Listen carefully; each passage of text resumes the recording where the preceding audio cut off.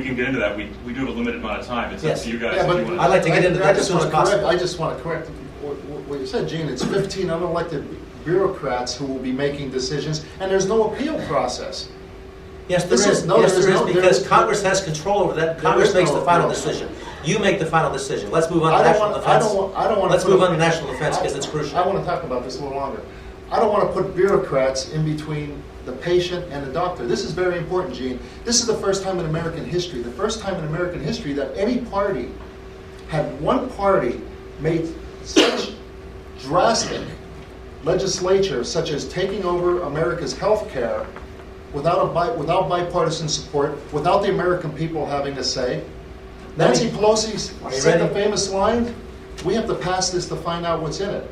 Well, what I'm saying to you is that the repeal of this law, I'm for adjusting the law, but the repeal of this will leave seniors affected, will leave families without coverage, will leave pre-existing conditions uncovered, and will leave children off their insurance policies, and also will affect all these people and put a huge burden on emergency rooms across the country, which burdens our hospitals. That's what we're trying to move away from. Let's please get the national defense. The people out there want to hear about this new 11th Congressional District, which you helped form, and national defense. Well, that's not true, Jane.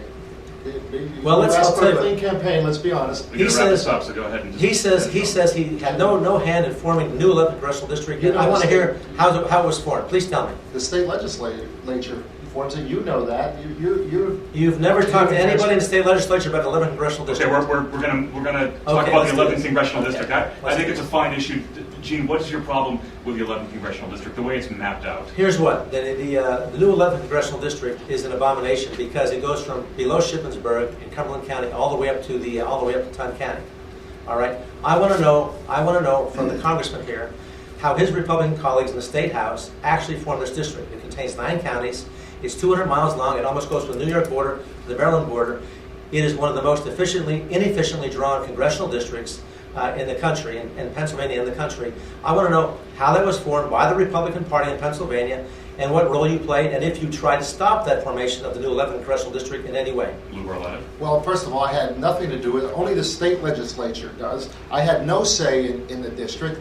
And Gene, I don't remember you saying anything in 2000 when the 11th Congressional District was made to save Paul Kanjorski, and they added 110. There was 110,000 more Democrats than Republicans. It was 2-to-1 Democrat over Republican.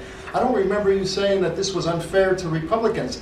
This new district couldn't be more fair, Gene. It's 44% Democrat, 43% Republican. Now, I could see why you're upset, because you want to start on the 30-yard line. This is as balanced as could be. And you know how you serve it? You know how you serve it? The same way I serve the people in Hazleton.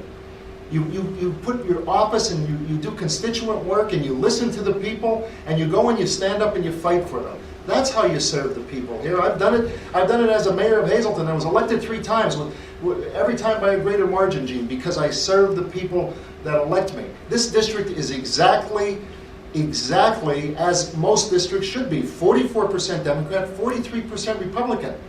Now, I know I can serve the people of the 11th Congressional District. If you think that this is too hard to do, then you shouldn't run for this office.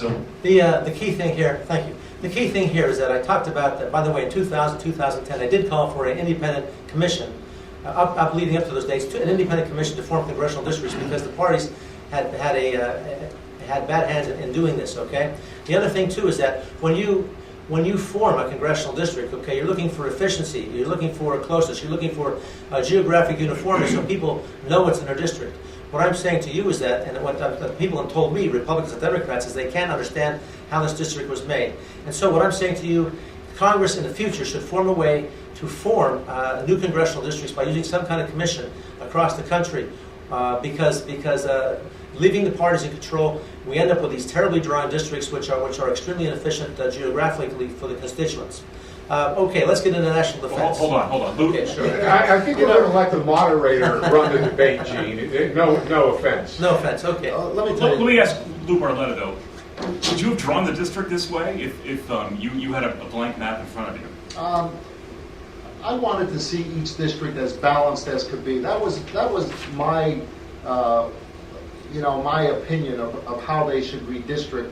Because what happens is when these seats are made to favor Democrats, as the 11th was, or in other cases where a Republican is favored.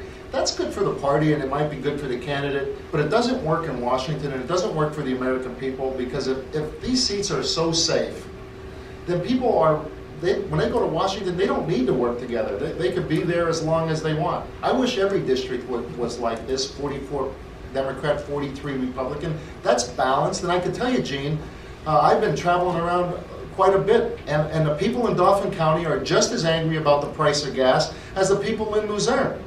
And the people in Cumberland County are just as angry that their children may not have a bright future as the people in Wyoming County. And the issues that we're dealing with in Washington, I could tell you, I've heard the same complaints from the people, no matter what county I'm in. So it's just a matter of listening and being able to serve and knowing what the issues are and having solutions. Gene, you haven't given. I haven't heard any solutions to these problems other than some great talking points. But we need people who are going to actually do something, who are going to stand up. This is the most important election of our lifetime. We can't continue on the course we're on. Gene still, he says it's balanced. Do you disagree with Lou, that? here's what I've heard. I've heard from people all across the district too. They have the same problems, yes. But guess what? People in Cumberland County tell me they are so angry that their county was split in half. The people from Dauphin County are told me that they had one congressman, now they have three. They are very angry with what happened. And this goes up the line, back into the old 11th district. So let's put it this way: Congress. That's one thing Congress should be working on, making sure there's a balanced approach to geographically siting districts. We could talk about that ad infinitum.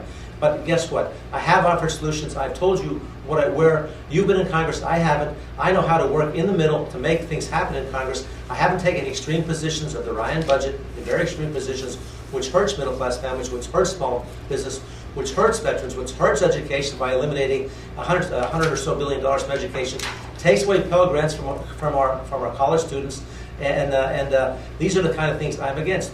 You've not offered the solutions. You've offered more problems to the American public. Now, one of the key things in the 11th Congressional District is, well, I'm sorry, I really want to get a national defense before our time runs out because it's so crucial to the 11th Congressional District and our nation. All right, Gene, I have an early Christmas present for you. We're going to talk about the cost of the Defense Department. Now, the U.S.